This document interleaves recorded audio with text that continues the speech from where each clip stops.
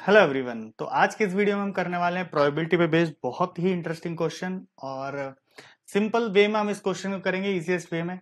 तो एक बार वीडियो को रोक के इस क्वेश्चन को खुद से करने का ट्राई करिए, एटलीस्ट एक बार रीड करिए आप इस क्वेश्चन को। फिर जब हम क्वेश्चन को समझाएंगे और एक्सप्लेनेशन समझाएंगे तो आपको थोड़ा ज्यादा अच्छे से समझ में आएगा। तो उम्मीद करता हूँ कि आपने कोशिश करी होगी एक बारी। तो चलो शुरू करते हैं। क्वेश्चन में हमसे बोला गया है कि it is estimated that 50% of the emails are spam emails, correct? And some software has been applied to filter these spam emails before they reach your inbox. A certain brand of software claims that it can detect 99% of the spam emails. तो यहां तक इस question को समझते हैं। उन्होंने बोला कि let's suppose A is the variable that defines की spam emails, correct? Spam emails. तो नॉट ए मतलब नॉट स्पैम ईमेल, राइट?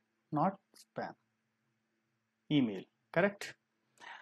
तो इन्होंने बोला कि 99% ऑफ द स्पैम ईमेल्स जो है वो डिटेक्ट कर लेता है। मतलब अगर कोई एक ईमेल स्पैम है, 10 ईमेल स्पैम है, 100 ईमेल स्पैम है, तो उसमें से 99 को डिटेक्ट कर लेगा। ठीक है? तो अगर वो ये बोल रहा है कि 50% of the emails are spam emails, तो मतलब rest of the 50% not spam होंगे।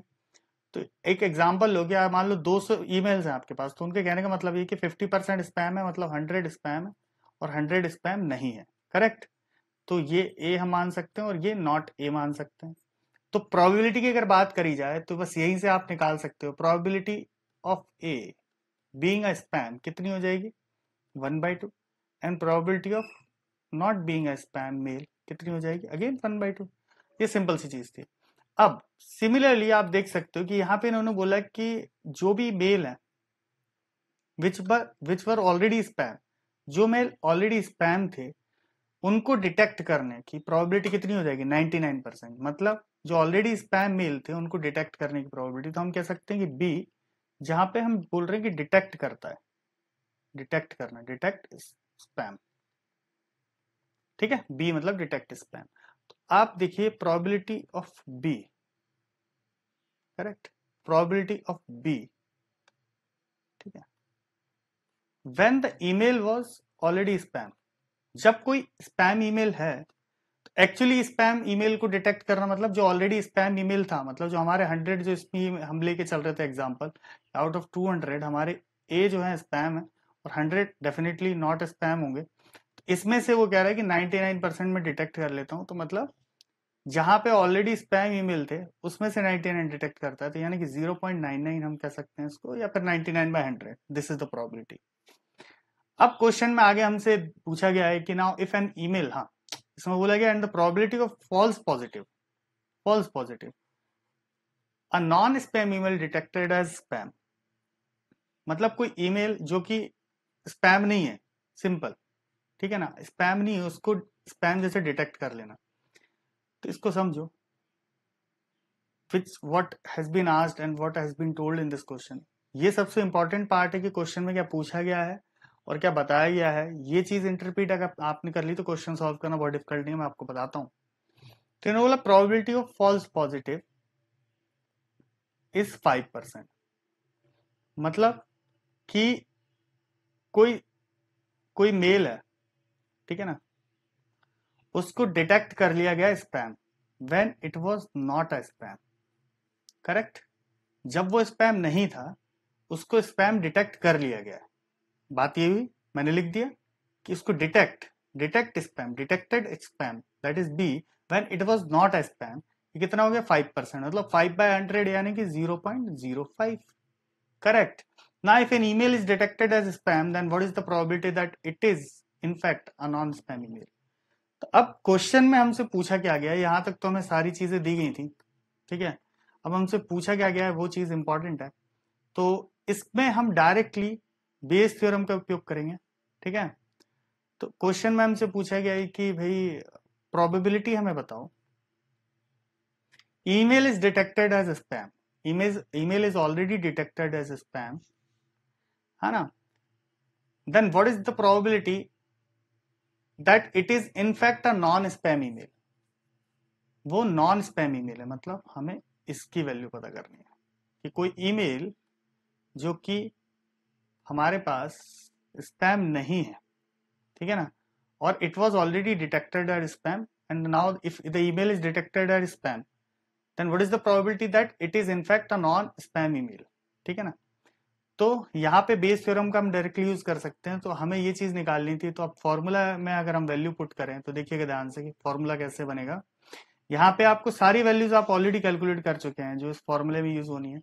तो probability of not being a spam mail, correct. तो हम पहले सारी प्रोबेबिलिटी याद पता करेंगे यहाँ पे कि जहां पे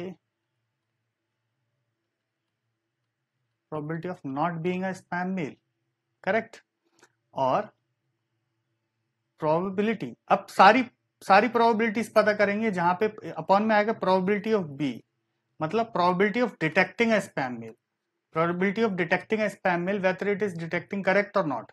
भाई सही डिटेक्ट कर रहा है, गलत डिटेक्ट कर रहा है, पर सारी पॉसिबिलिटीज हमें बतानी है ना, तो डिनोमिनेटर में हम सारी पॉसिबल वैल्यूज रखते हैं।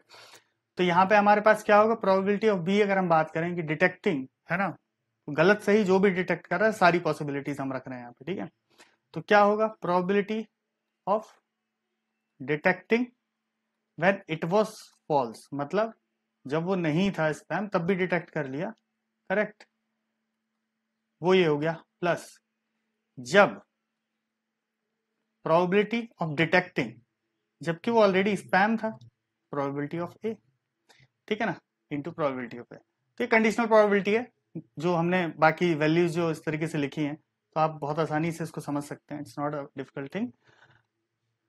अब बस आपको करना यह था कि इसमें आपको वैल्यूज रख देनी थी। अब वैल्यूज रख के मैं बता दे रहा हूँ, डायरेक्ट कैलकुलेशन के बाद जो आंसर है उसका मैं वो बता दूंगा, आप कैलकुलेटर्स करके देख सकते हो। प्रोबेबिलिटी ऑफ ए हम इसको लिख सकते हैं 0.5 और 0.5, करेक्ट।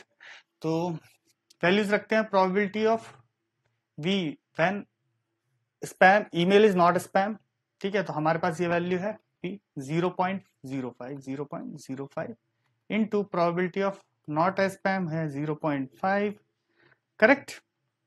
नीचे हम वैल्यू रखेंगे, सेम वैल्यूज आएंगी 0.05 इंटू 0.5 प्लस 0.